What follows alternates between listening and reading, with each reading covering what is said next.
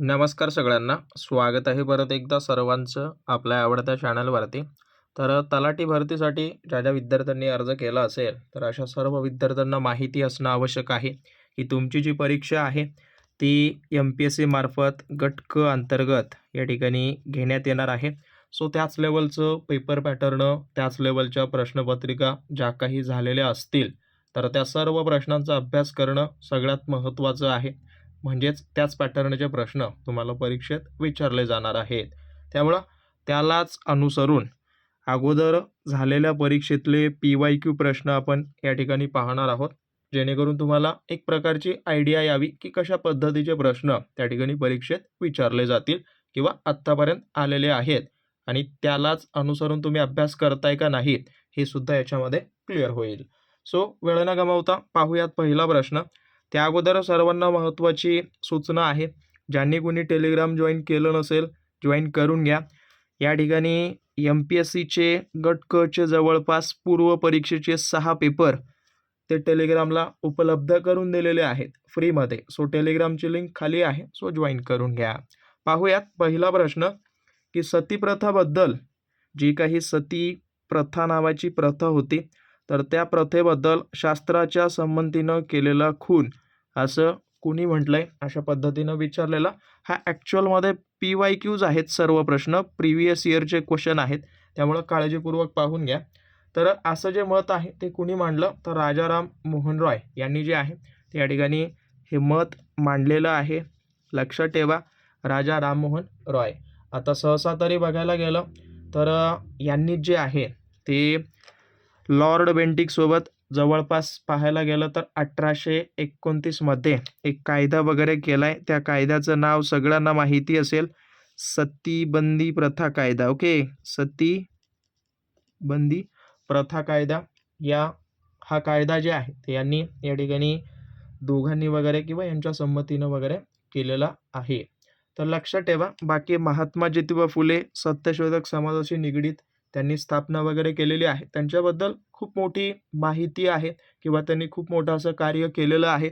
So यांच्याबद्दल जेवढी होईल तेवढी माहिती काढा किंवा जेवढे काही महाराष्ट्रातले महत्त्वाचे समाजसुधारक आहेत, त्यांचा पूर्ण जीवन परिचय, त्यांनी त्यांच्या जीवनामध्ये केलेलं महत्त्वाचं कार्य, समाजाला दिलेलं महत्त्वाचं योगदान, याबद्दल सुद्धा महत्त्वाची माहिती त्या ठिकाणी काढा, शोधा. बाकी पाहायला गेलं तर ईश्वरचंद विद्यासागर यांनी काय केलं, तर यांनी जे आहे ते विधवा जो पुनर्विवाह आहे, तर त्याला कायदेशीर मान्यता मिळवून देण्यासाठी प्रयत्न वगैरे केलेलं आहे. लक्षात ठेवा.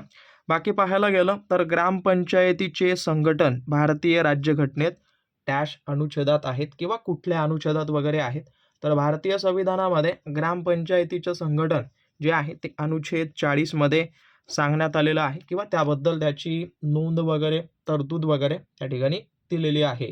ओके, भारतीय राज्यघटनेचा जो काही 4था पर्व आहे, तर त्या पर्वामध्ये मार्गदर्शक तत्वामध्ये हे अनुच्छेद 40 मध्ये सांगण्यात आलेलं आहे, की प्रत्येक किंवा राज्याला ग्रामपंचायतीची स्थापना करण्याचं किंवा त्याला स्वयंपूर्ण बनवण्याचं या ठिकाणी तरतूद वगैरे करण्यात आलेली आहे. तर लक्षात ठेवा, हे सर्व काही महत्त्वाचे आहेत.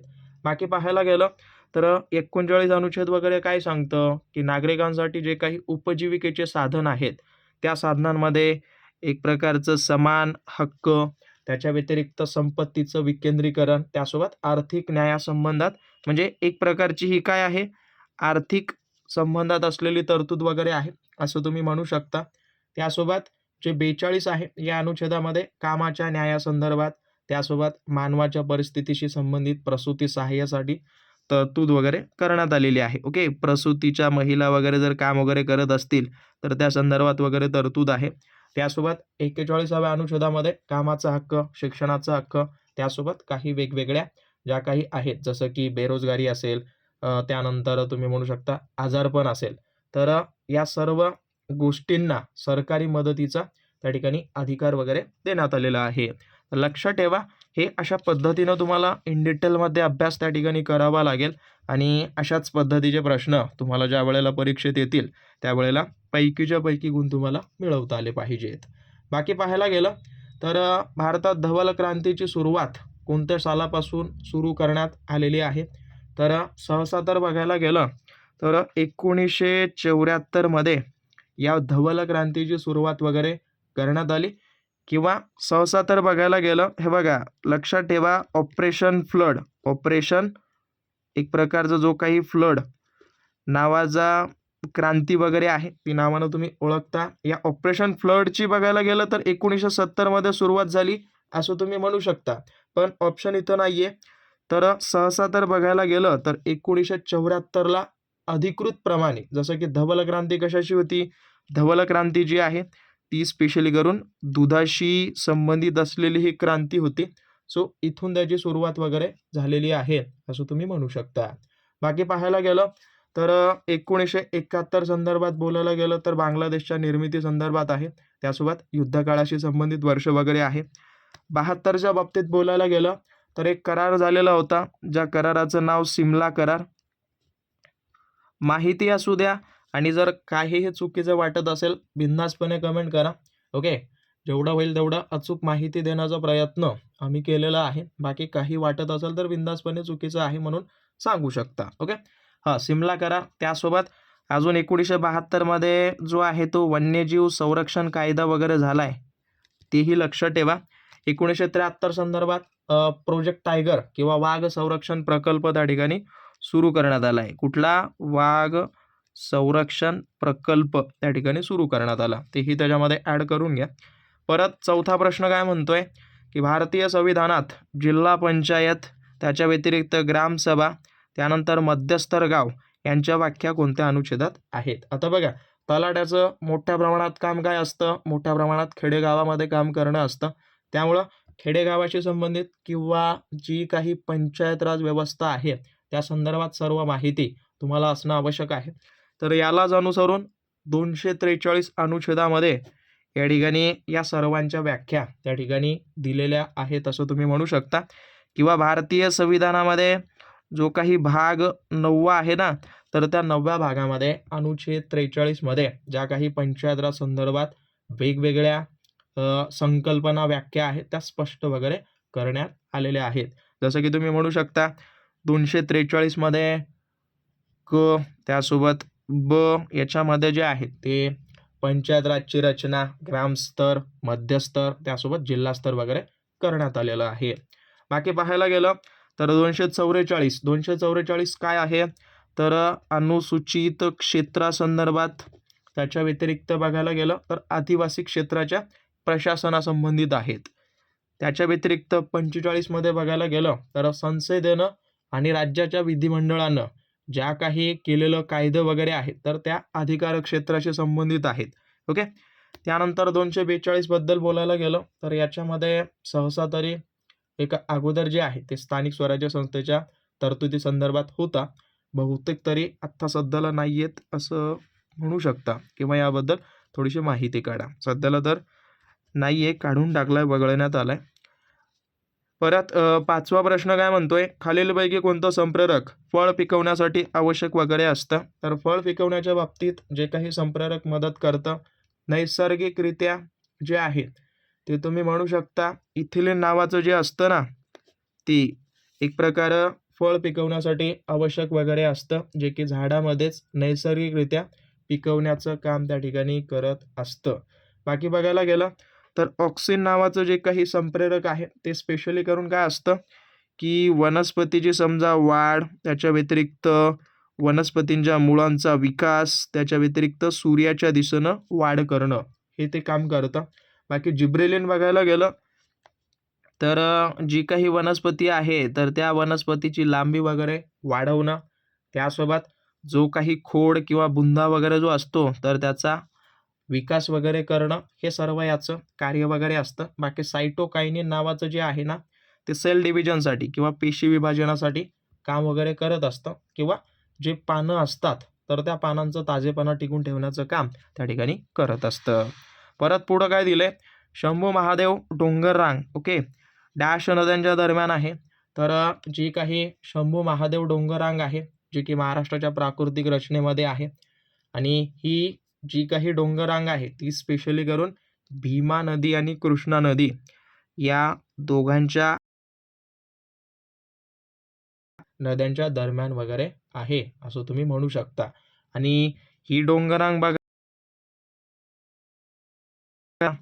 त्यासोबत सांगली, ओके, आणि अजून सोलापूर, म्हणजे सर्व 6 वरून आधारित लक्षात ठेवा. 666 हे 3 जिल्ह्यामध्ये यांचा विस्तार वगैरे किंवा या भागामध्ये हे आहेत असं म्हणलं तरी चालेल. बाकी तापी आणि जी गोदावरी आहे याच्या बाबतीत बोलायला गेलं किंवा या नद्याच्या दरम्यान असणारी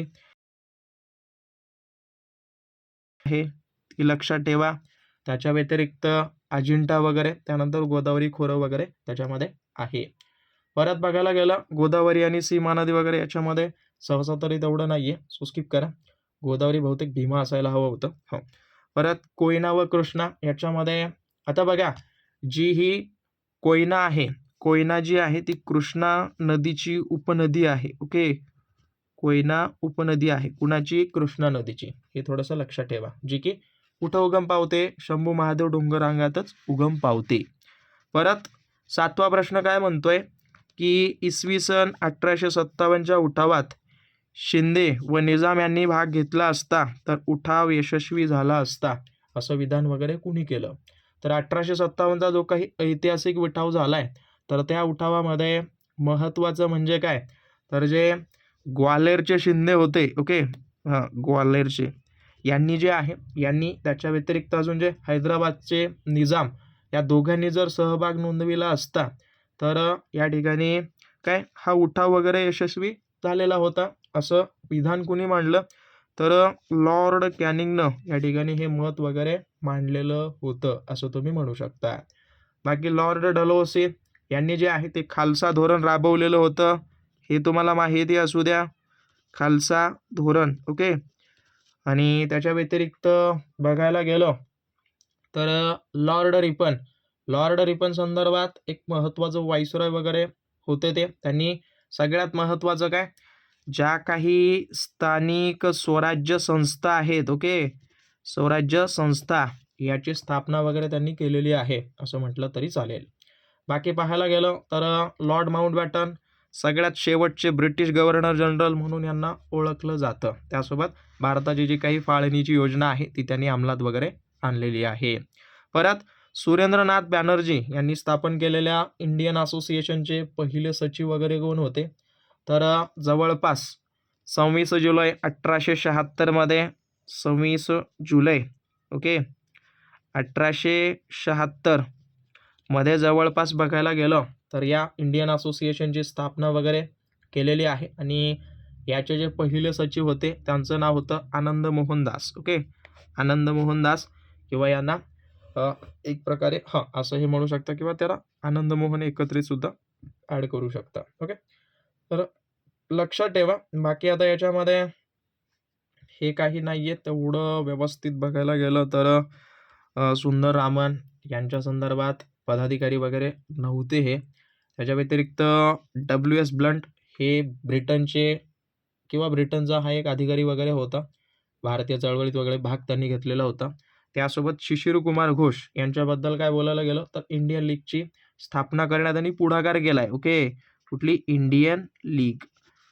तर हे सर्व काही नोट डाऊन करून घ्या. बाकी शेवटचा प्रश्न तुमच्यासाठी सोडतो, गणित आणि बुद्धिमत्तेचा आहे, जो की विचारलेलाच PYQ आहे.